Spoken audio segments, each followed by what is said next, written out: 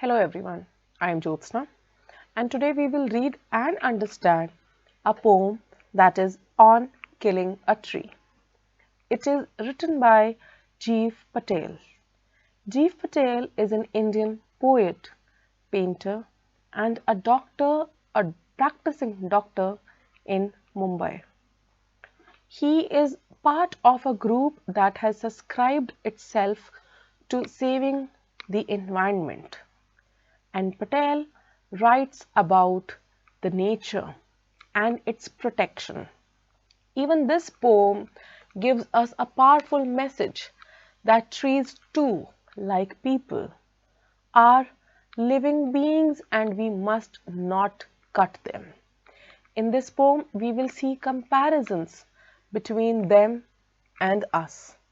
And if we see this in the bigger picture, it is a very powerful message because this message, if we all understand and we apply it in our lives, we wouldn't have to face the problems that we are facing on the whole as humanity when we are destroying our Mother Earth, when we are defiling our planet, because we have now brought global warming into reality. It is our actions that we are facing consequences of, and this poem in particular is a very great message for humanity when we see the comparison. Now let's begin. It says, "You must have observed people cutting down trees. But can they kill a tree? Is it easy to do so?" Let's read the poem and find out what the poet says on killing a tree. Well, let's begin with the poem. It says, "It takes much time to kill a tree. Not a simple jab of the knife will do it.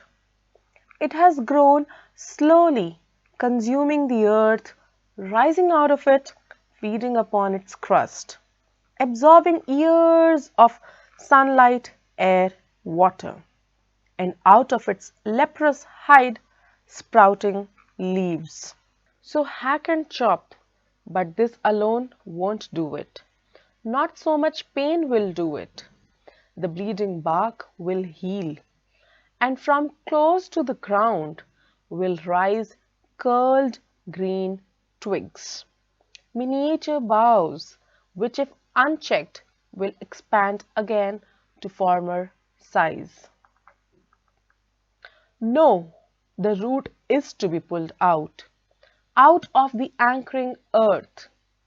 It is to be roped, tied, and pulled out, snapped out, or pulled out entirely, out of the earth cave, and the strength of the tree exposed, the source white and wet, the most sensitive hidden for years inside the earth. Then the matter of scorching and choking in sun and air, browning, hardening, twisting, withering, and then it is done." By Jeev Patel. In this poem, we get to know that simple acts of just hacking or chopping a tree will not kill it. We will have to go to its root to completely wipe it out, to snap it, and then, and only then, would we be able to kill a tree. If it is unchecked, a simple cut will heal. It will grow back to its former size. Simple cut is not enough to kill a tree, just the way it is not easy to kill human beings. Just the way we feel emotions, the trees also feel emotions. Just the way we are cut and we bleed, the trees also seem to be bleeding when a sap, that is a white color liquid which comes out of the tree's bark, will be bleeding. And this is how comparison is made between us and trees. So let's begin with the first stanza. It says, it takes much time to kill a tree. It's not an easy job. It's not a quick one. It is time consuming. Not a simple jab. Not a simple jab of the knife will do it. It's not easy to simply make a jab with a knife to kill a tree. It has grown slowly. It has consumed the earth, that is, it is nourished by earth, and it rises out of it. It feeds on its crust, absorbing. It absorbs years of sunlight, air, and water. And out of its leprous hide sprouts leaves. We see hide is color, which also is discolored bark of the tree, and here it is compared to a leper, that is a person who has leprosy. Just the way his skin would have uneven color, it is compared to the bark of the tree. It says a jab of the knife is not something which will kill a tree. A jab is sudden rough blow.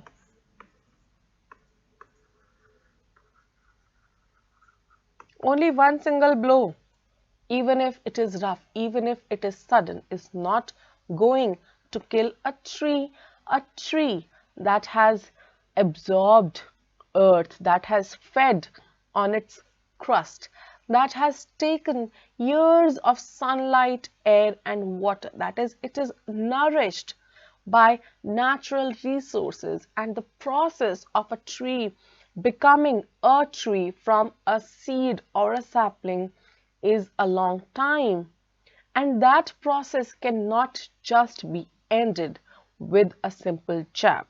No, the comparison of its bark is made to the skin or hide of a leper. We see that the barks of the trees are not of even colors. They are uneven. Some places they are little dark, other places they are little light. But it is from that bark small leaves sprout, that is, they come out, and a tree starts becoming a tree. That is, tiny leaves start growing, which ultimately grow into a big tree. So we must remember, I am repeating, a simple jab of a knife will not do what we intend to do, that is to kill a tree. The poet is actually against it.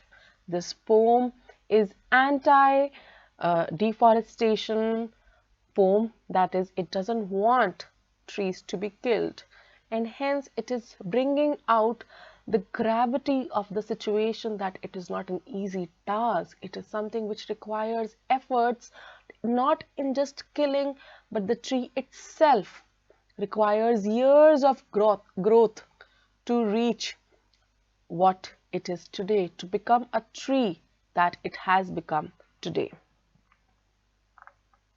It says, so hack and chop, but this alone won't do it. So just the way a jab will not do it, hack and chop will also not do it. It would only end up giving it some amount of pain. Just the way when we are hit, we do not die immediately, but we do feel certain amount of pain. So this is one point of comparison, that is, similarity is found here, that just the way humans feel emotions, we feel pain upon getting hit. Similarly, the tree will also not die just by a simple jab, hack, or chop. There is a similarity between humans and trees. Just the way we do not die when we get hit, the trees also do not die. The way we feel pain, the trees also feel pain. And it would so happen that its bark would bleed and it would also heal. Bleed is the sap would come out of the bark. Sap, as I told you, it is whitish liquid that comes out of the trees. And from close to the ground will rise curled green twigs. So it sees that when it's going to heal itself, when the tree will be healed, we would see that green twigs, curled ones, are rising again from the ground, which are closest to the ground. Miniature boughs, boughs here means branches, and miniature means small. So it is small branches. If they are unchecked, if nobody keeps a check on them, if they are not cut again over and over, they will expand again to its former size. That is, the tree will grow back to its former size. The way it was earlier, it will be same again. So this is a process of healing which is highlighted here, and it also highlights how the trees, just like humans, also feel pain. So trees are no less than human. We must not cut them or kill them. They are capable of healing themselves. They are capable of growing back to their original size or former size.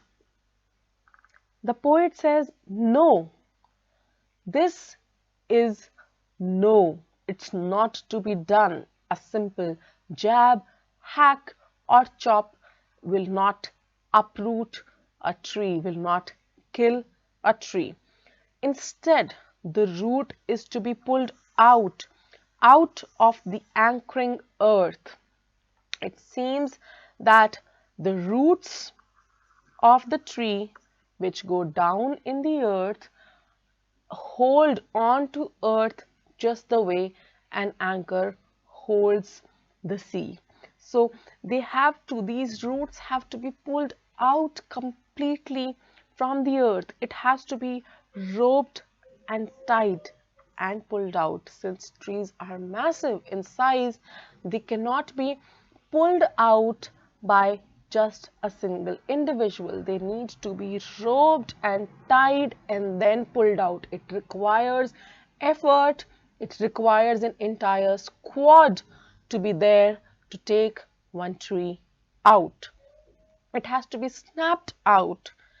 It has to be cut completely, pulled out entirely. And if we notice, the word pulled, pulled, and pulled is used thrice. This is to emphasize on the fact that until and unless a tree is pulled out entirely from the earth, its roots, which are anchored, they are not pulled out of the earth, it will not die. That has to be really done. Out from the earth cave, it seems as if, since it is so very deep down in the earth, there is a cave-like structure, and it has to be taken out from there. And the strength, the core of the tree has to be exposed. The source of the tree, the strength, the core, that is white and wet. Wet is damp. It is the most sensitive part of the tree, and it has been hidden for years inside the earth. This must be taken out in order to kill the tree. It lays emphasis on the fact that in order to kill a tree, you must target its source, that is white and wet. It has to be exposed because it is the most sensitive part. It is sensitive to everything because it has been hidden inside the earth cave for many years. And only then the matter of scorching and choking in the sun and air. The process of browning, hardening, twisting, and withering is what is going to ultimately kill a tree. Wither is when a tree shrivels or dries up. All these words, scorching, choking, browning, hardening, twisting, withering, are indicative of an end of a tree's lifespan. It's only when you do all the things mentioned here will you be able to kill a tree. And are you really ready to do all these? Are you really ready to kill a tree and kill our earth silently? We are already facing such problems: global warming, ozone layer holes, pollution, and what not. The world has even started facing water depletion in many big areas. Are we really ready to live in a world like this? Are we really ready to pass on this world to our future generations? Is it the way we received it? Definitely not. Our forefathers left it in a better condition, and what have we done is the result of what we are going to leave for our children, for next generation, and what kind of impression is going to be left by such activities. So this poem on nature, its elements, especially tree here, is a strong plea for humans to not be blindfolded by prophets of only a certain group. They must open their eyes and see the reality. They must come to terms with it. They must do something to save humanity on the whole, to save planet on the whole, to live in a better condition, to not face problems that we are facing today. And this poem is a strong message. It is soul stirring for us to read this poem step by step as to how to kill a tree. It is no less than killing a human being. The emotions which are evoked in the process of killing a tree is exactly the same when we feel that a person dies, just the way we feel so sad at the death of our loved one, be it somebody whom we know or our family. It is such an unfortunate event. Similarly, killing trees is no less. Trees also have emotions. They feel pain just the way we do. If we do not like it, how can we give it to another being? Trees are living beings, and not just that, they are our lungs. They are the lungs of our planet. If there are no trees, how would we create oxygen? How would we dispose of carbon dioxide? How are we going to breathe and survive is the question. So in order to live without ailments, without disorders, we must take care of trees. We must plant more and more trees. There are these days so many plantation drives. We must be a part of any one of them. We must try on our own levels to plant trees to save the planet and not go through the process of killing a tree the way it is explained in this poem. It's not just unpleasant, it also evokes emotions which nobody wants to feel. Nobody wants to feel. So I would now talk about literary devices of this poem, and I would before that begin with a rhyme scheme. If we notice, this poem does not have a rhyme scheme. It is written in free verse. So let's write it has no rhyme scheme. It is written in free verse. And we shall begin with the first literary device, that is metaphor. We have two instances of metaphor in this poem, and before we find those out, let's see what a metaphor is. A metaphor is indirect comparison between two things. We do not use words like as or like, which we use in simile, because simile is direct comparison. I repeat, metaphor is indirect comparison.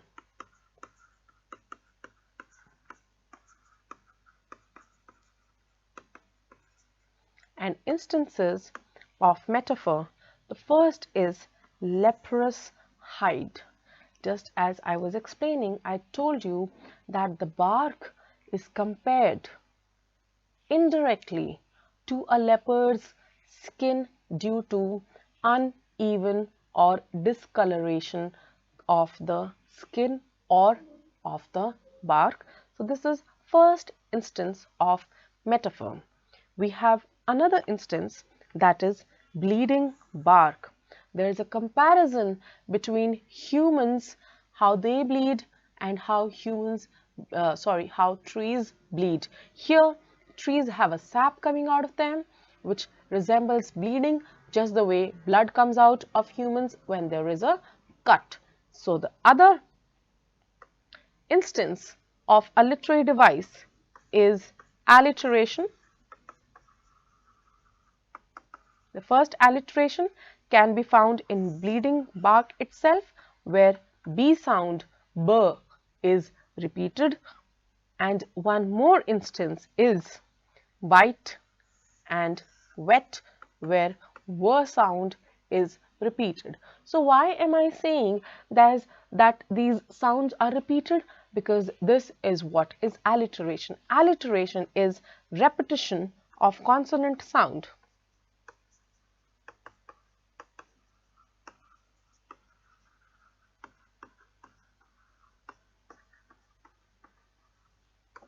Another literary device that we have in this poem is repetition. And if we remember, there is a word that is pulled, in fact pulled out together, two words which are repeated thrice in a stanza, that is here pulled out, and pulled out. It is to emphasize the action of pulling a tree out, an action of uprooting. It is an action of uprooting a tree in order to kill it. So we have so far done metaphor, alliteration, repetition. We have one more here, that is enjambment. Enjambment is use of running lines in poetry, that is one sentence is continued in other lines to complete a thought. So we will see that enjambment here begins with the very first stanza, and that is, it begins with, not a simple jab of the knife will do it. We see that one thought is continued in the next line. Similarly, we have another, that is rising out. In fact, the remaining lines are also enjambment, because we see that our sentence begins from here, it ends here, though it has commas, it has punctuation in between, but it is one entire thought, entire sentence which is repeated in many lines. We will have many instances of enjambment in this poem. So let's continue with another one. We have here, the bleeding bark will heal, and from close to the ground will rise curled green twigs. So till here it's one thought. Moving on, we have enjambment in the most sensitive, hidden for years inside the earth. So these are the instances of enjambment that we found this particular poem. Let's recap. We found that this poem has no rhyme scheme. We found instances of alliteration, metaphor, repetition, and enjambment. I request you all to read it once more. In case I have left out anything, you're most welcome to find those examples on your own. And I would also request you to try looking for them in other poems as well that you come across. So with this, we come to an end of the poem. The message is not to kill a tree, because they are just like the way we humans are. Thank you.